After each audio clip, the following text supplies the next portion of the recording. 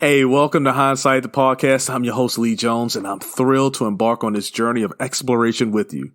We often find ourselves reflecting on the choices we've made and wondering how our lives might have unfolded differently if we had taken a different path. Here's the beauty of hindsight. It gives us a chance to gain wisdom and learn from our past decisions. Look, this podcast is a platform to dig deep into those pivotal moments and uncover the invaluable lessons hidden within. Look, I'm Lee Jones, your host, and I couldn't be more excited to have you on board. So let's dive right in and explore the fascinating realm of decisions on Hindsight, the podcast. When you look back in hindsight, everything is 20/20. In hindsight, you make mistakes, we're learning from it. In hindsight, shaping yesterday and your tomorrow. In hindsight, it's so much clearer now. This is Hindsight, the podcast, and introducing your host, Lee Jones. I'm super excited. Today I have Robin Phoenix Johnson, and she's a dynamic leader and an advocate for positive change. And after a distinguished military career spanning over 20 years, Lieutenant Colonel Robin Johnson found her new calling in spreading joy and healing through humor. As the president of HEAL ARIOUS and a level 3 certified humor professional, Robin combines her passion for comedy with her dedication to improving lives. And Robin's impact goes beyond the stage as she serves as a comedy bootcamp instructor for the Armed Service Arts Partnership and volunteers at the Charleston VA Hospital, bringing laughter and positivity to those in need. Her work as a nationally touring stand-up comedian, motivational speaker, and CEO for Best Medicine Brigade has garnered recognition, including being voted Best Charleston Comic in 2022. Good morning. How you doing? Good morning. What an intro. Wow. And I didn't really even touch on your military stuff. And I'm going to tell you why, right? I'm going to do a lot of talking at the beginning because when I looked at another podcast you did, and I believe she was a friend of yours. I should have wrote her name down, but she started going down the list of things: airborne, air assault, Pathfinder badge, 3 Bronze Stars, 5 deployments, right? And I was like, okay. So I went to the bathroom, shaved my head, shaved my beard off, right? And I'm sitting at attention right now. So if you see me, that's why we're not on video. I'm sitting at attention right now. You did the damn thing. And when I went in to not even boot camp, but when I went through MEPS and I took my test, they said, "Hey, Lee, you're qualified for airborne." And I said, "Well, who qualified me? Because I didn't check that box. I am not doing airborne." And I commend you. You went out there, and I think you said that was something that you really wanted to go in and do, right? So, Robin, I'm just going to jump right into it. This is Hindsight, the podcast. I'm just curious, what made you choose the Army as a career? The recruiter had the coolest uniform at my high school career fair. Oh, I know that's right. Yeah, no, it's a longer story, but I guess the short of it is I grew up in rural Ohio. There wasn't a lot of options. My mom had me very involved in oratorical contests, particularly the God, Flag, and Country one with the American Legion. And so I got to hear a lot of veteran stories and kind of be in an environment where I was around a lot of veterans. And so it made me curious about the military, and a recruiter showed up to the school one day and I was like, that sounds like pretty interesting. I think I could, do that. I don't know. It sounds like a good challenge. And then my mom was like, "You'll never make it. I double dog dare you." And I was like, watch me. Initially, you were looking to go into the Marines. Now, my brother was a Marine, and I never, ever considered the Marine. And it's just, I don't know. It just seems crazy. But I give him mad respect. Right. So tell us a little bit about, if you want to, right? I'm doing hindsight and digging a little deep about your wanting to go in the Marines. Yeah, well, it was really my boyfriend, my high school boyfriend, that wanted to be a Marine. And we were on our way back from a date, and we had wanted to join the Marine Corps together. Like, that was something that we both had discussed doing. But on the way back home from a date, we were in a really, really bad car accident, and he broke his neck and was disqualified from service. I mean, he survived. He's, happily married, has kids, and we're still friends to this day. But he was no longer able to serve. And I just didn't feel, I still wanted to serve, but I didn't feel like I could go into the Marine Corps without him. That would be disloyal, I guess, if you will. Okay. So I decided to find my own path and serve in the Army. The other thing too is I was in the Army National Guard initially. I enlisted. I was a little E2. Came in as an E2. It was only supposed to be like a part-time thing. And then once I went to basic training and I came home and was serving in my guard unit, I knew I wanted to go active duty, and I was prepared to go active duty right away. Like, I wanted to basically forget college, just go into the Army. But I had some mentors in my life that said, look, you get 100% tuition through the National Guard. You're going to go to college, and why don't you just do ROTC and become an officer that way and then go active duty? And I listened to them, and that was the path. Not going active duty for several years after that. Right. Okay. How many years did you do? So you did 20 years active duty, or some of that was the National Guard time as well? I did 26 years total, and over 20 and 9 months was active.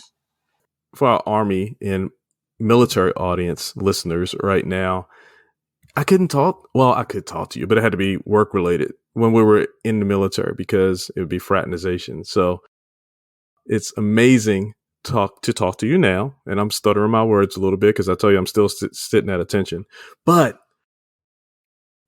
what I used to like about officers were the officers who were enlisted first. How was it transitioning from enlisted to an officer for you? I think it wasn't that hard. I think I've always been a leader, whether I was wearing a uniform or not. Even, I'm the oldest of 4 children. I was captain of the high school track team. I was was a student council president. Like, I did a lot of leadership things. Mm-hmm. I've always felt naturally like my destiny was to lead. Some people call it bossy, but I don't like that because I feel like that's unfair to call women bossy and men good leaders. I've always had an aptitude for it. So I didn't feel like it was a big stretch. I think what it is, though, it's not just like becoming an officer, it's maturing. I don't care what you do. That age from like 17 to 22 is a really developmental time as a young adult, period. You have to learn that it's not just about you. You have to be able to influence others to achieve a common mission. And there's just some growth you have to do personally. And I guess the best thing I would say is maturity, not being so reactionary or emotional or dramatic. You have to be level-headed and calm and deliberate and thoughtful about the second and third order effects of things. So that's more, I'd say, the growth versus the enlisted versus the officer. It's just more me growing up. Right. And it's not maybe I didn't really convey the question as I wanted to. It's not a versus. It's just a difference. And it's because of the purpose of the roles, right? The purpose of the leadership. So I definitely appreciate you explaining your experience and your leadership going into the thing as well. Lee, I also would say, like, what the hardest part about being coming out of enlisted to officer was I still wanted to do enlisted things. Yeah. I still wanted to dig foxholes. I still wanted to be out there getting dirty. And sometimes my NCOs would be like, ma'am, like, you need to go over there and like not be there doing you go. And I would be like, but why? Like, I want to do it with them. And then there's other philosophies and thought that you should be there with your soldiers and doing stuff. And trying to figure out the right balance of that is tough. Like, how much are you involved and around them, and how much do you let them do it and you supervise and lead? So yeah, that took me quite a few years to figure out. Honestly, I don't think I figured that out until I was a senior captain, because I still always wanted to be in the dirt. Right. Well, how were you as a leader in the military? Were you funny? Were you fun? Were you strict? where you said you weren't bossy. Like how was your leadership style? And I know there's a growth because you got to go from lieutenant to lieutenant colonel, but how were you in your core as a leader?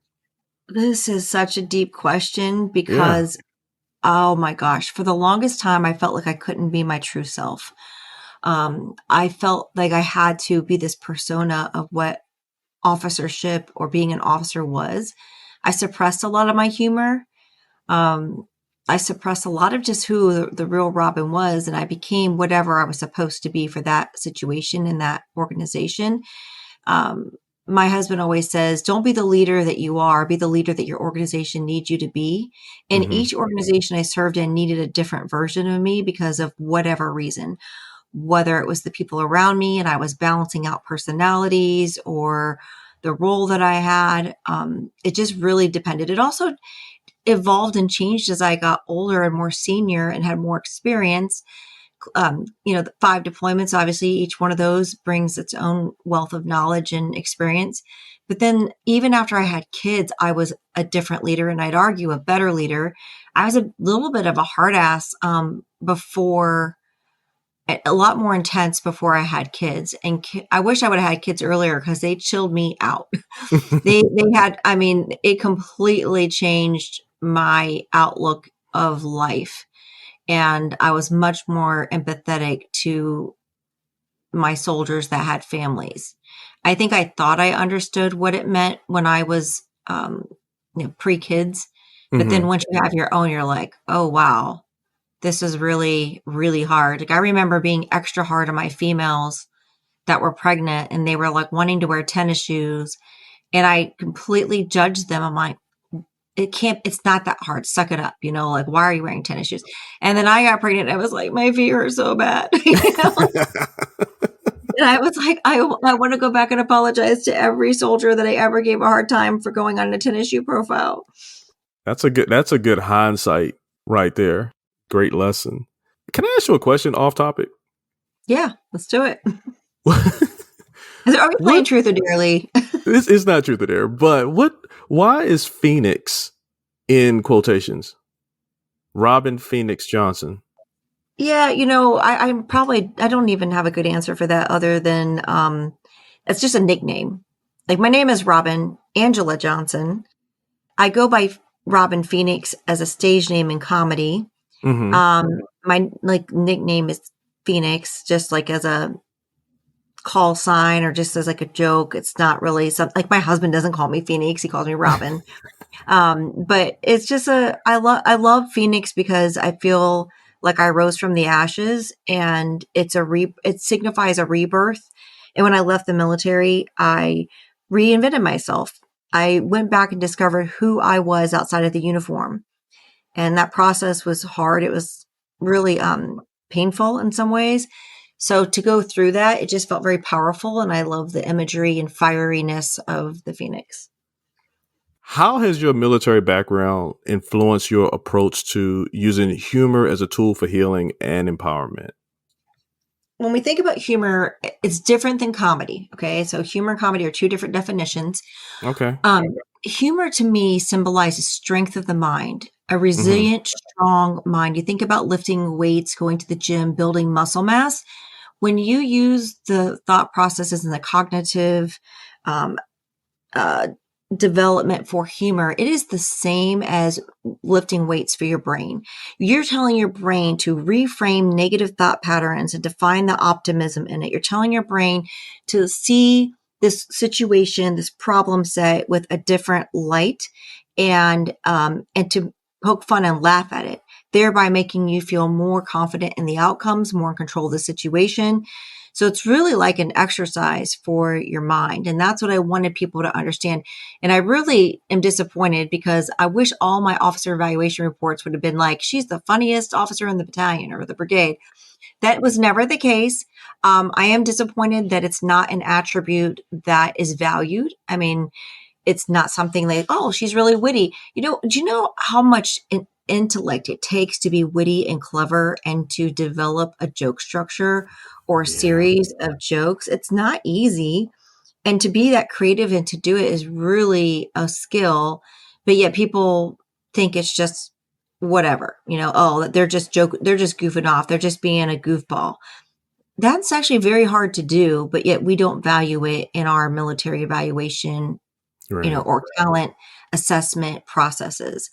And that was frustrating for me because, like when I do stand up, people say, well, how is stand up similar to being in the military? Well, you're reading the room, you're assessing your environment, you're making on the spot adjustments based on the responses you're getting back from the audience.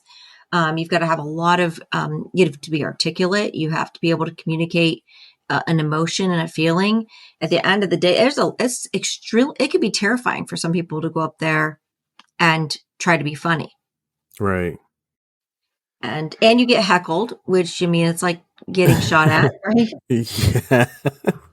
That's pretty cool. So how was it, you speak of being heckled. How was it the first time you stepped on stage? I was a little bit nervous, but because I had done so much speaking in the military and my mom at such a young age put me in speaking competitions, public speaking and being in front of audiences and crowds, that's one advantage that I had going into it. I don't think had I had that background, I would have been able to transition so quickly from military service to comedy, but I already had performance experience. It had been a while. I was rusty, but I knew how to work a microphone. I knew how to move a stage. I know how to speak to large group. You brief the CG on your quarterly training brief. You present at rock drills. How many Women's History Month events have I spoken at? It's just, so that part was hard, but being funny, delivering jokes, oh my gosh, and then remembering them. You have to remember the order of your jokes in your head and not get distracted. You don't want to seem too scripted. Right. So yeah, but it was fun. It was exciting. It was exhilarating. It was exciting and exhilarating. Yeah. Okay. How do you navigate the fine line between using comedy to address like sensitive topics and ensuring inclusiveness and respect for diverse audiences? Oh yeah, because this cancel culture era, like you can't. Yeah. It's like you can offend anybody. I avoid certain topics. I avoid race, religion, politics. I'd really try to not do anything around those topics just because they can be either really funny or they can just blow up in your face. And I just tell the truth. I tell real stories that people find relatable and put a funny twist on it. And you can't really go wrong with that because everybody knows they're relating. Right. Like they know, they're like, yep. You talking about TSA or going through the airport and like the funny things or frustrating things that happen. And almost everybody, that's a shared experience or narrative that people understand. Speaking of TSA and going through the airport, you've been doing a lot of traveling. How is the comedy tour going? And you know what? I shouldn't go and how is the comedy tour going? Let's talk about the comedy tour. Let's talk about it first. And then I know your travel's been hectic. I've been watching you on Instagram. But how is it going? What is it and how is it going? Are you stalking me on Instagram? I'm kidding. You know what? I'm on. So it's, it's 3 tours plural. So I'm on the Southern Mama and Friends tour with headliner Darren Knight. There's also Red Squirrel and Gary Cargill. So there's 4 of us on tour together. And those shows are amazing because they're like 2,000 people, right? Anywhere from 700 to 2,500 people in a venue. Wow. We just did 2 shows and they were sold out, 770 people each show. Then we have the Glitter and Grit tour, which is really fun. That's myself, Red Squirrel, and Ashley Gutermuth. And we are all 3 military spouses. Obviously, I'm a veteran too, but it's one of the, I think, if not the only or the very first tour of 3 military spouses in A-level clubs, meaning we're going to Zanies August. I don't know if you're going to time date see this, but we're going to Zanies. We're going to be going to Huntsville to Stand Up Live. So these are big rooms that, pretty known comedians do. So we're excited to do that. And then I have Operation HEAL ARIOUS, which is the tour that I'm producing. And so between the 3 tours plus all of my private events that I do, I have an exhausting schedule. I just came home last night and I leave again on Thursday. I'm gone like 20 days out of the month. Let's basically put it that way. How do you balance the demands of being, on these national tours? You're in the airport, stand-up comedian, while also fulfilling your role as a motivational speaker, facilitator of Hilarious. It looks like you're doing all of them at the same time, and then wife, mom. How do you balance your time, your demands? I outsource things that I can. There So you I go. have a couple people on my team. I have a wonderful tour manager, Demi Chang, who's doing a lot of the administrative things. Mark Hoover, he's my operations, like I guess essentially like an operations NCO. Kathy, she's my finance person, and then I have Angela and Tara on the back end for other PR, social media, and my travel arrangements. So, and then I throw money at the problem. I mean, at the end of the day, like there's only so many hours in the day. So I have a housekeeper that cleans my house because I don't have time to do that. My husband does a ton of the family stuff. He does a lot with the kids. He pulls more than his fair share around the house with cooking and grocery shopping. He's very proud of my success, and so he's supportive in that way. And I make use of the time when I can. So, like when I'm traveling, I will do emails and be on my computer during the flight, during the layovers. I'm in the airport lounge, like on my computer or phone working.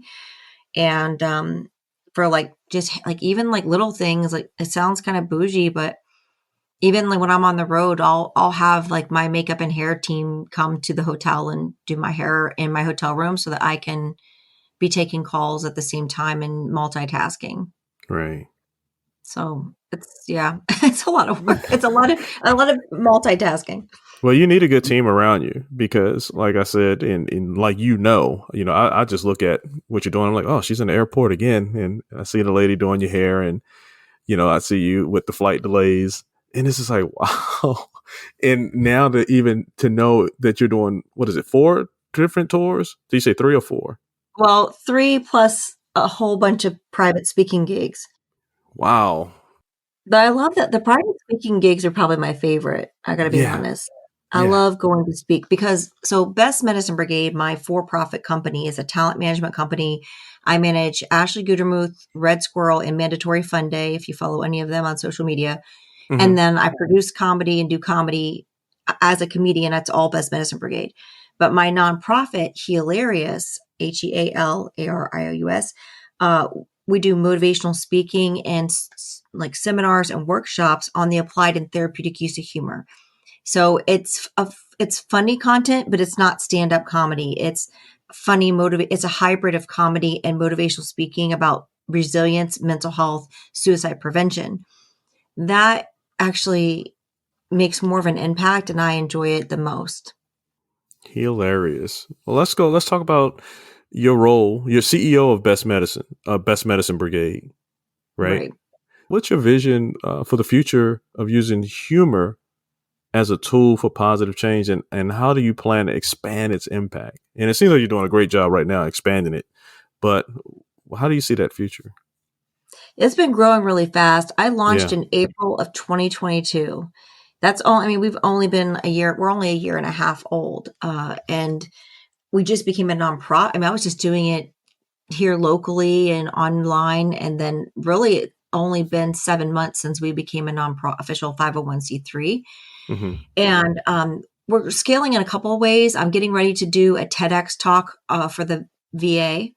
And when that comes out, and I think in September, that's going to be a big game changer. We're also working with a lot of government clients. I am getting to share about this and speak for all the, like a bunch of branches of service. I've spoken at the DoD level.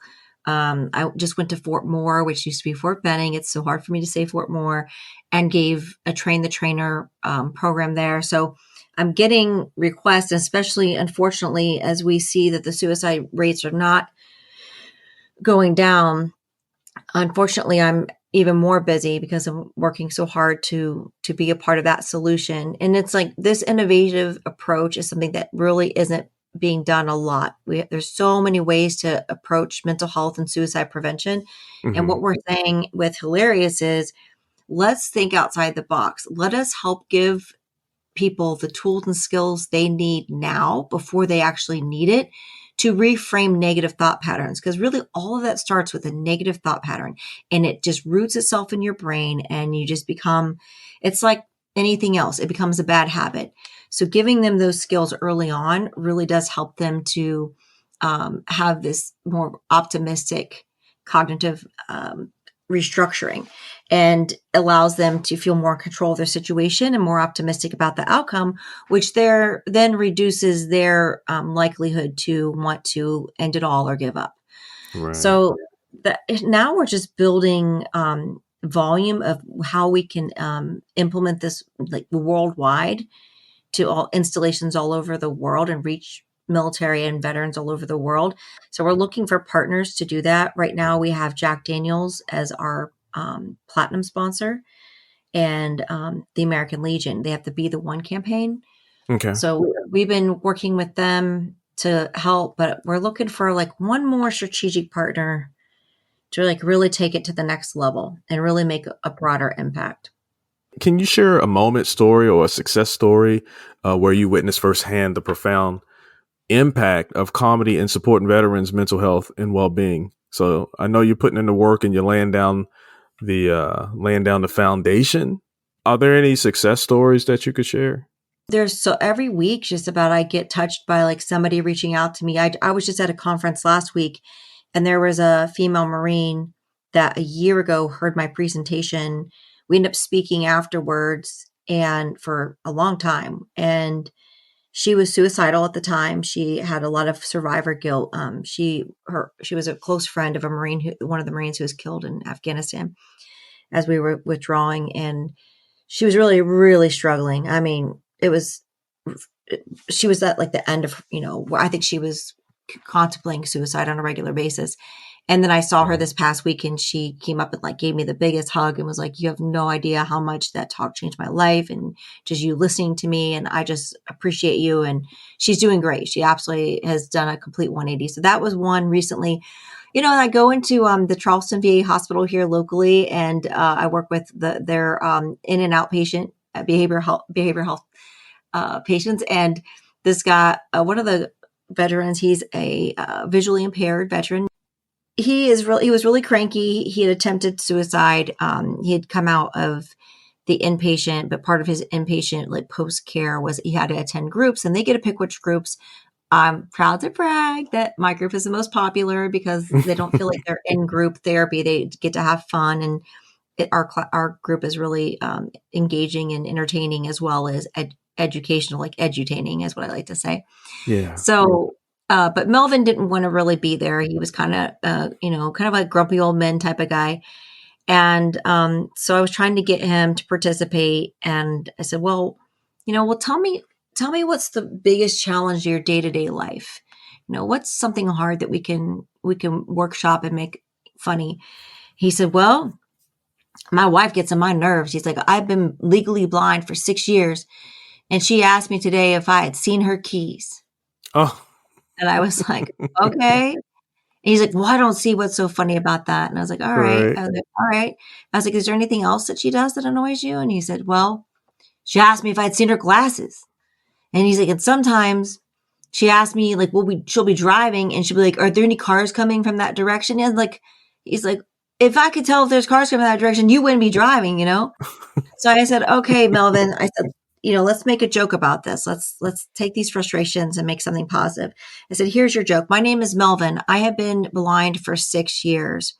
Today, my wife asked me, have you seen my keys? No. Have you seen my glasses? No. Do I look fat in this dress? Yes. Actually, yes, you do. So he got a chuckle out of it. And I think, and by the end of the class, you could tell his spirits were a lot more lifted. And he's been coming to several sessions, and his wife has reported back that he is so much easier to live with, and that she loves that he comes to the group. So, wow, that's amazing. You're definitely putting in the work, and those are great success stories. And I'm glad that you have these stories. You said pretty regularly, because it is important. Like you said, the numbers aren't going down. And there's a lot of trauma dealing with, life in general, but the military really puts you in positions and situations that intensify that trauma sometimes potentially. So thank you for that work that you're putting in. And I know, getting it from the ones who you're helping is really probably all the things that you need. But from an outside perspective, I just wanted to say thank you. So are you still an instructor for the comedy bootcamp? I'm not right now, but I'm still on their roster. So I'm trained to do it. I'm mostly serving as a mentor. So I'll pop into classes from time to time virtually. Yeah. Yeah. But I'm not instructing actively at this session. But I'm always willing to do it. It just didn't line up with my schedule with all the Of tours course. and stuff. So I'm taking a little bit of a break. But anytime they need anything, I would do anything for ASAP. Armed Services Arts Partnership is phenomenal.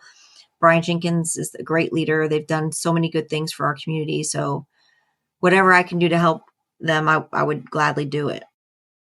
What is one or some key lessons that you would teach veterans or help veterans with to explore their comedic talents and finding healing through humor? Like what's some of the strategies that you would work through with them? Well, if they want to be a comedian, then they should take ASAP's comedy bootcamp. That's what ASAP is all about, giving you the skills and instruction to become an actual stand-up comic. They have other courses as well, but that's what I took was their comedy bootcamp. If you're just wanting to use humor and you're wanting to just have a funny dinner story, dinner party story, and you just want to strengthen your mind and have a more humorous outlook on things, then I would say when things happen, you ask yourself, what is hard, weird, scary, or stupid about this situation?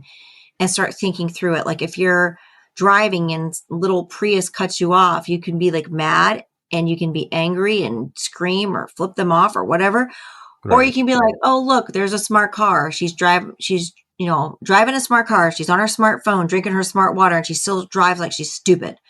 You can reframe. And what I tell veterans is you get to choose your thoughts just the same way you choose the clothes that you picked out to wear today. What you have control over those thoughts. And it's a daily choice. Right. And that's when we start to get in trouble is we start letting those negative thoughts continue to like push down the positive thoughts. And so that's where humor comes in to a real benefit, is that you get to see things. And I have a joke that I do. I'm sure you've seen it online about going to Disney with my family. Yeah. And this is a true story. I mean, my husband ticked me off so bad. I was about to like divorce him. Like I was pissed, right? You can edit that, right. Leave it out. But I had to think, well, what is funny about this? What is hard about this, or weird or scary or stupid? And he would, in the joke, like he's complaining. So we're at Disney. I had been looking forward to this trip since before COVID, because we were supposed to go and then COVID happened and it got canceled. And I had never taken our kids to Disney, and they were finally old enough to go and not, be able to walk and everything and not having to be like, pushed around in a stroller. So I was super excited about it. And he's like, are we seriously going to wait 2 hours for a 5-minute ride? I wanted to kill him, right? I was like, are you kidding me right now? It's right. Disney. And so then I made up a joke about it to kind of help cope with those angry feelings about where I respond back to my husband and say, really, 5 minutes? Like you're stressed about 5 minutes? Like we've been married for 20 years and only ever get our 5-minute rides. And that's just how I, in my head, was able to calm down and not be as angry with him. That was a great delivery too. I did see that clip on YouTube. Thank you. And that was you had a good, funny response to, or a positive response to, for that joke. That was clever. So, yeah, he gets my Puerto Rican fiery side. I don't go to bed madly. I stay up and fight. Do you? Oh my goodness. Do you use your family for a lot of your content? I'm glad you asked that, because a lot of people think because I'm a veteran that I do all military jokes and that I'm talking about military stuff. And then in the industry, they kind of like put you in a box and label you like veteran comedian, and that all my stuff isn't about the military. That's not true at all. it depends on my audience and where I'm at. But when I do my tours with Southern Mama Tour, Glitter Grit, I usually only have one joke that's military. The Right. rest, unless I'm in a military town. If I'm in like, right outside of Fort Campbell or Fort Bragg, maybe I'm going to put more in there. But I mean, by and large, my comedy is universal. Considering how the world is, and it seems to me, at least like America anyway, when we have some sort of external villain, for lack of a better word, we normally come together. So if you had to perform stand-up comedy for an audience of aliens, and I don't mean like from different countries, I mean aliens from a different planet, what kind of jokes would you tell to ensure that they don't invade the earth? Oh, wow. You put There a you lot of go. thought into this joke. That's right. Oh my gosh. Okay. What's going on? Okay. I like to win my audience over at the beginning with a little bit of self-deprecation. Mm-hmm. I like to make fun of myself. So I would make fun of humans, of earthlings. I Mm-hmm. would mock and make fun of all the crazy things that must seem absurd to them that we do, Right. to the point where they find us endearing and likable, and make it so that it's funny and they can have an appreciation for it. Nice. So that's how you win over a crowd. I love it.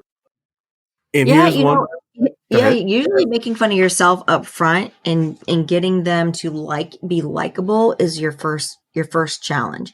Once they like you, then it's yours to lose. Mm-hmm. So you got to come out the gate strong. And that's normally you need to I like to get a laugh within the first 20 seconds, 20 to 30 seconds. And then I normally open with a hard hitting, like a solid, like a joke I know that always works. Right. And then I like to poke fun at myself. Because then they start to cheer for you and like want to vote, like be on your side. Got it.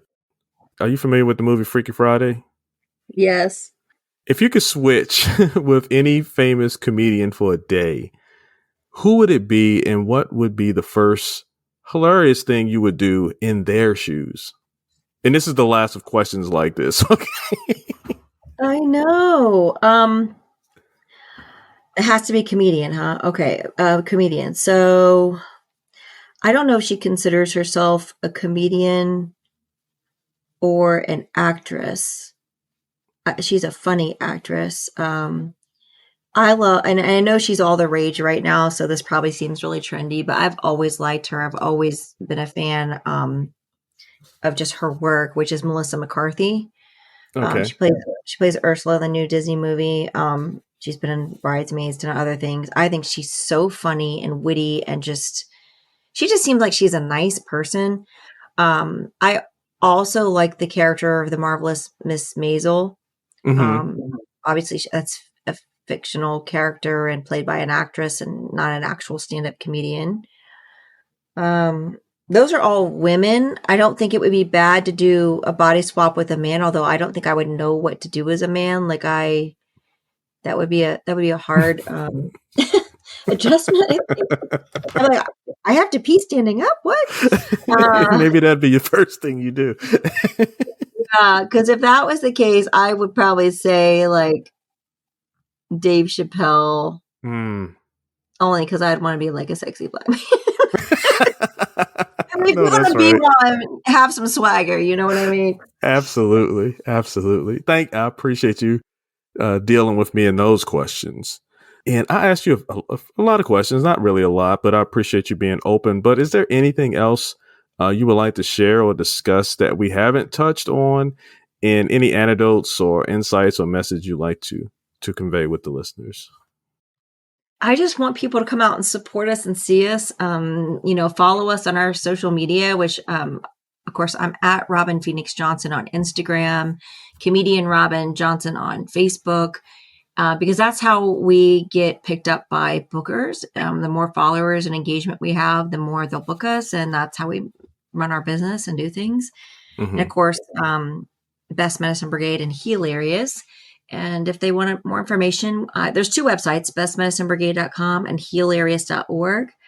Like I said, one's a for-profit, one's a nonprofit. But yeah, I just want people to know that these resources. We do a lot of Heal Arious workshops for no cost. So every month I do some virtually. So if people want to take a workshop, they can. And it doesn't cost anything for veterans or first responders. It's only like $5 or $10 for civilians. Yeah. So I know I'm looking forward to seeing you in Vegas. Oh, you're coming to the MIC, to the thing? I'm coming to the MIC. Yes. So I'm looking forward to that show that night. And is that going to be the finale where you choose who's the how does the format work? Yeah, we have 2 finales. Yeah, so there's 2 seasons. Season 1 is ending. It is ending in San Antonio this Friday, and then there's season 2 and season 2 finales in Las Vegas. Season 1 finales in Hollywood. So there'll be 5 comedians compete for the title of season 2 winner. So yeah, Nice. It's going to be really fun. I mean, these comedians, man, the competition is fierce. I mean, so good. I don't know how we're going to decide. I mean, it's going to be tough. It's going to be close because they're coming to win. They're bringing their A games. Good. I'm anxious and looking forward to it. We still have auditions open for the Killeen, Texas, and season 2. Killeen, Texas, and Charleston, South Carolina are still open if people want to compete. They have to be a military spouse, or a currently serving or a veteran. There you go. Killeen, Texas, your opportunity is there. So I better get this on there. When is that happening? When is the latest? September 15th is when it's happening, but the auditions close like the end of July. Okay, I better get this one processed and up there so that one person from Killeen who's going to be the next best, right, can hear it. But yes. Thank you so much, Robin, for coming on and joining us on Hindsight the Podcast. I'll always have a good time when I talk with veterans and when I talk with people in the military, because there's so many shared experiences. There's so many, whenever you meet a military person, it's easy to have a conversation, right? It's just natural. But I really appreciate your perspective and your advocacy for humor and comedy. And I'm going to look both of those up because obviously I'm still not using them correctly in comedy and humor in the right context. At least you're using it. Yeah, I'm using it. So your dedication to improving the lives of individuals, organizations, and communities through the power of humor and comedy is remarkable. And I am grateful for the work that you do as president of HEAL ARIOUS and your commitment to supporting veterans through comedy. And just thank you for your time. I really appreciate it. And good luck and have a great tour. It sounds like it's going very well now, but continued success. And I'm really looking, I'll be following your story. So I'm really looking to see how this grows, your journey, your mission right now, your second act. Okay. Oh, thank you. Thanks for tuning in to Hindsight the Podcast. I hope you enjoyed this episode. I know I did. And don't forget to hit that subscribe button to stay updated on future episodes packed with inspiring stories. Before you go, leave me a message with your thoughts, feedback, or suggestions for future topics. And if you're loving what you hear, please take a moment to rate this episode. Your feedback helps me to grow and reach more listeners just like you. So remember, life's a journey. Stay tuned, stay curious, and keep gaining wisdom through the power of hindsight. Until next time. Oh, and don't forget, subscribe, leave a message, and rate this episode. When you look back in hindsight,